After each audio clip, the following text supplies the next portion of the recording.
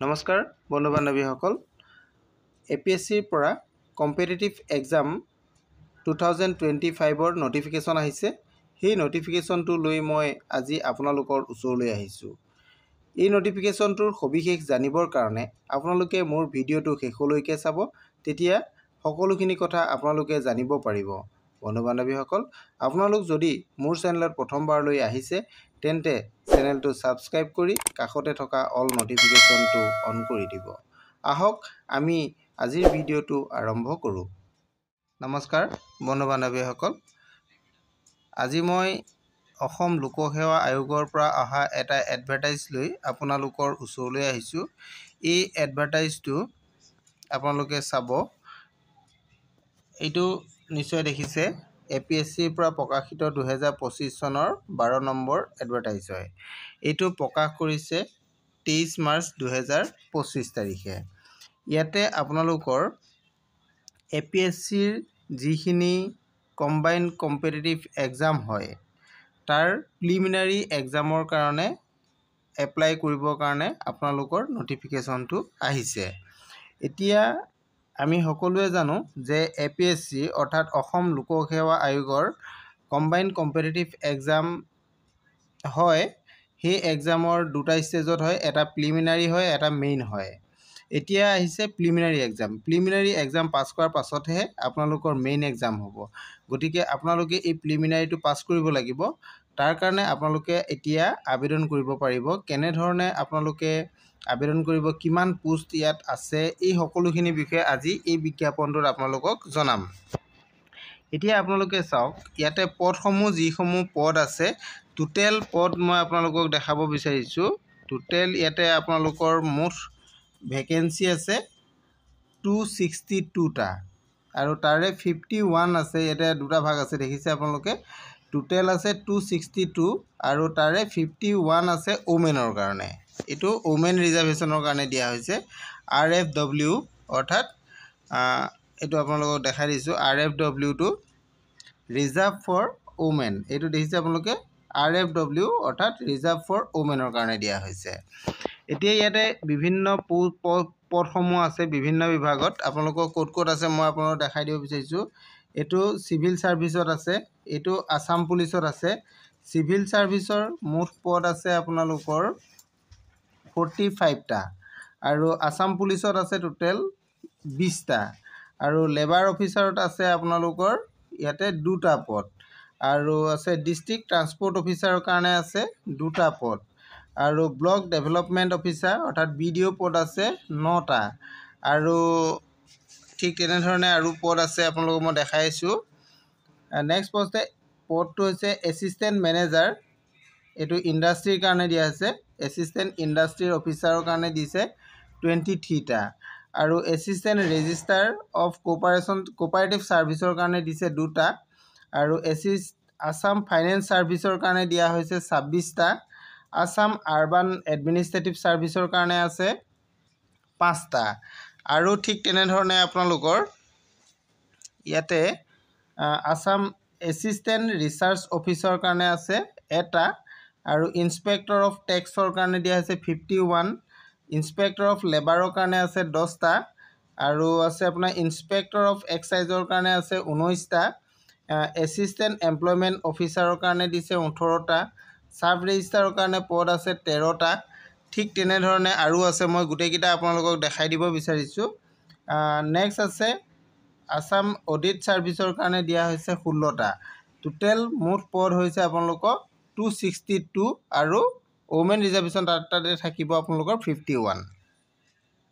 এতিয়া আপোনালোকে পদসমূহৰ বিষয়ে জানিলে। এতিয়া এই পদসমূহৰ কাৰণে আপোনালোকে আবেদন কৰিবলৈ হ'লে ইয়াতে কি কি বস্তু আপোনালোকৰ প্ৰয়োজন হ'ব। প্ৰথম আপোনালোকে প্ৰিলিমিনাৰী এক্সাম পাছ কৰিব লাগিব। এই প্ৰিলিমিনাৰী এক্সাম পাছ কৰাৰ পাছতহে আপোনালোকে মেইন এক্সাম দিব লাগিব আৰু প্ৰিলিমিনাৰী এক্সামৰ কাৰণে আপোনালোকৰ এক্সামিনেশ্যন চেণ্টাৰবিলাক থাকিব বিভিন্ন জেগাত থাকিব, বিভিন্ন ডিষ্ট্ৰিক্টত থাকিব।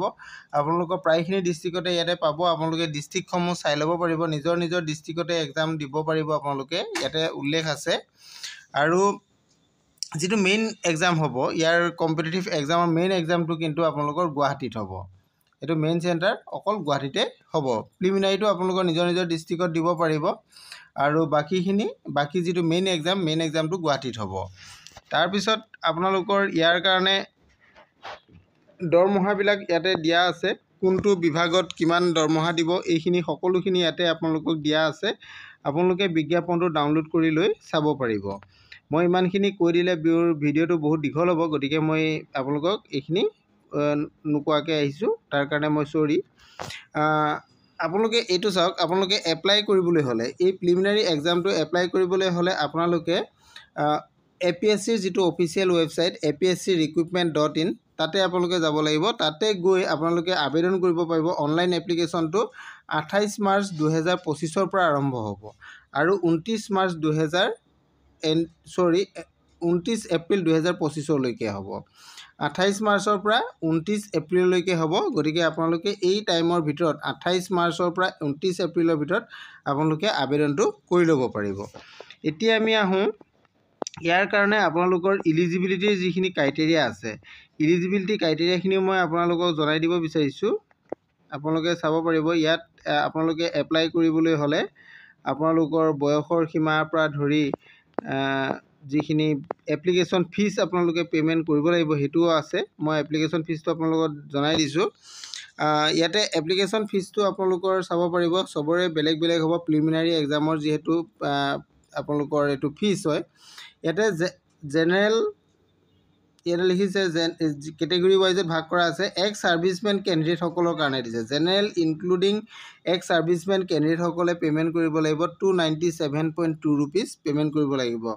আৰু যিসকল OBC আৰু MOBC including ex servicemen candidate for the respective categories, অৰ্থাৎ OBC আৰু MOBCৰ লগতে এক্স ছাৰ্ভিচমেন কেটেগৰী কেণ্ডিডেটসকলেও 197.20 ৰুপিজ পে'মেণ্ট কৰিব লাগিব। এইটো এপ্লিকেশ্যন আপোনালোকৰ প্ৰিলিমিনাৰী এক্সামৰ ফিজ। আৰু যিসকল ST আৰু SC আছে তেওঁলোকে পে'মেণ্ট কৰিব লাগিব 47.2 ৰুপিজ। আৰু যিসকল BPL কেণ্ডিডেট আছে, BPL কেণ্ডিডেটসকলে 47.2 ৰুপিজ পে'মেণ্ট কৰিব লাগিব। আৰু যিসকল PWD কেণ্ডিডেট আছে, অৰ্থাৎ তেওঁলোকে ডিচেবিলিটিৰ যিখিনি কেণ্ডিডেট আছে তেওঁলোকে 47.20 ৰুপিজ পে'মেণ্ট কৰিব লাগিব। আৰু যিসকল ওমেন কেণ্ডিডেট আছে তেওঁলোকেও 47.2 ৰুপিজ পে'মেণ্ট কৰিব লাগিব। এইখিনি আপোনালোকৰ হৈছে ফিজটো। ইয়াৰ পিছত আহোঁ ইলিজিবিলিটি ক্ৰাইটেৰিয়াৰ বিষয়ে। ইলিজিবিলিটি আপোনালোকৰ মেইন হৈছে নেশ্যনেলিটি আপোনালোক ইণ্ডিয়ান চিটিজেন হ'ব লাগিব।